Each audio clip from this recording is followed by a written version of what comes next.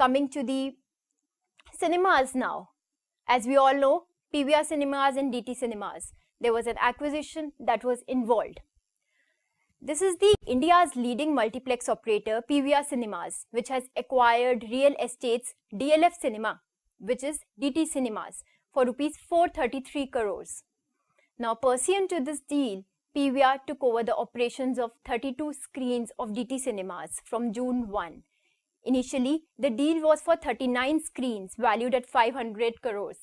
But due to the regulatory tussles and because of the scrutinization of the deal by Competition Commission of India, the deal had come from 39 screens to 32 screens, leading to the value of the deal, lessening the value of the deal. This was again a major consolidation that had happened in the recent past.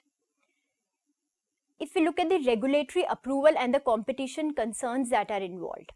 So, this deal was brought under the CCI scrutiny. Now, the Commission had ordered some systematic changes that were made to be required in the deal. These include, Commission had ordered to exclude 2 properties of the DT Cinemas. This was basically done so that the PVR does not become a dominant entry in most of the markets in Delhi and NCR.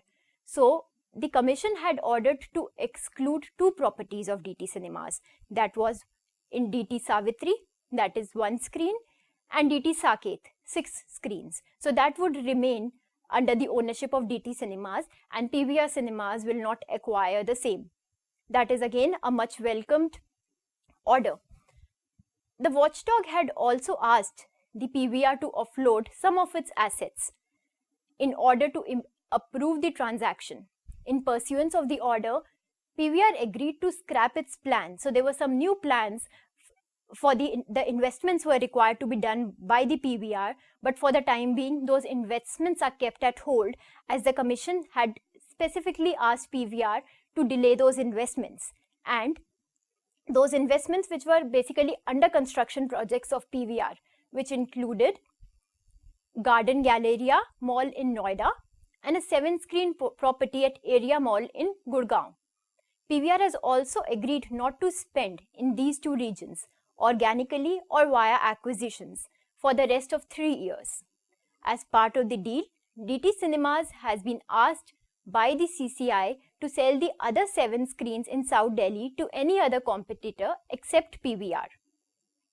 So this is the major, if we see, this is an attempt to see that the merging entity does not become dominant in the market. So Commission has done a really good job by actually suggesting that the PVRs should not acquire particular DT Cinemas which are located in Savitri, which is 1 screen, and DT Cinema Saket, that is 6 screens.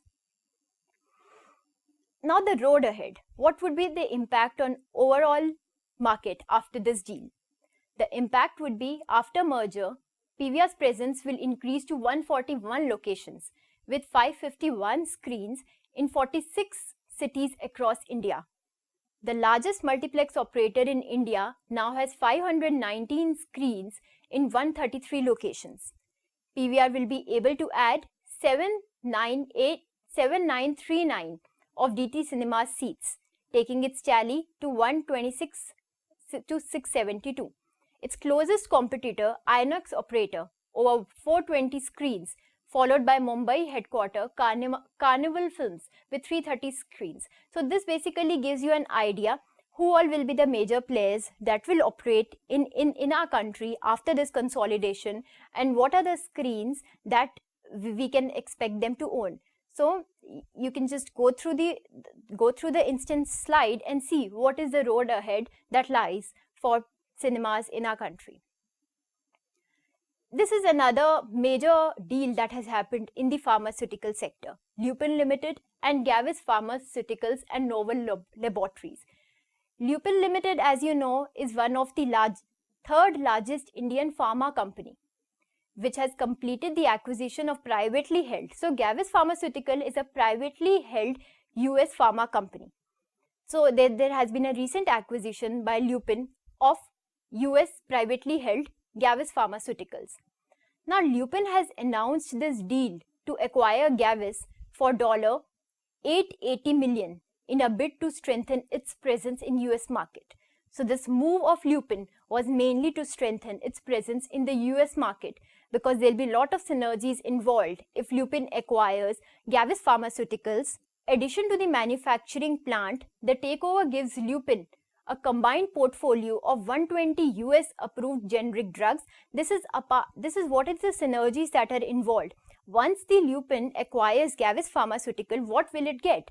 It would get access to 120 US approved generic drugs and 185 pending ANDA applications. Now, what are these ANDA applications?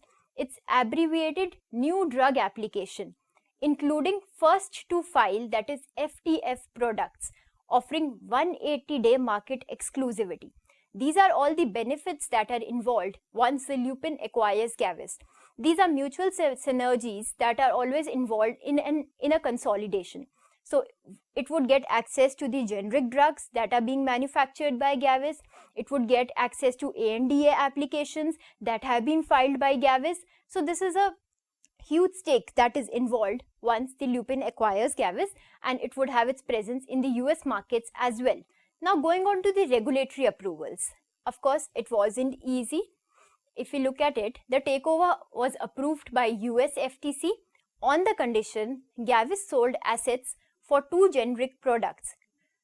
Those products are mesalamine and monohydrate to rival G&W. So this was mainly done so that once these entities merge, once they are consolidated, they do not get they are not in control of most of the generic drugs.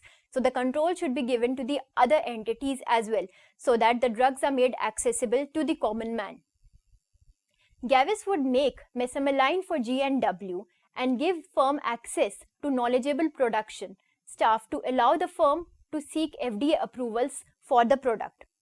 US FTC felt that the acquisition will be anti-competitive, and to preserve competition, Lupin and Gavis will have to sell the rights and assets for 2 generic drugs. Of this one is used to treat bacterial infection and other to the ulcerative colitis. Now, what are the outcomes and resulting synergies? As I have already mentioned, whenever there is a merger or an acquisition, there are resulting synergies or benefits or contributions that are involved for both the entities. So if we look at the outcome in the resulting synergies, Gavis brings to Lupin a highly skilled US-based manufacturing and research organization, which would complement its Florida-based R&D center for inhalation products. So of course, Lupin would also spread its wings in the US markets, and Gavis would provide all the necessary facilities that are required for Lupin to access the US drug market. The combined company will have a portfolio of over 120 in-market products, more than 185 cumulative filings pending approval, and a deep pipeline of products under development for the US. So these are the basic synergies that are involved in this deal.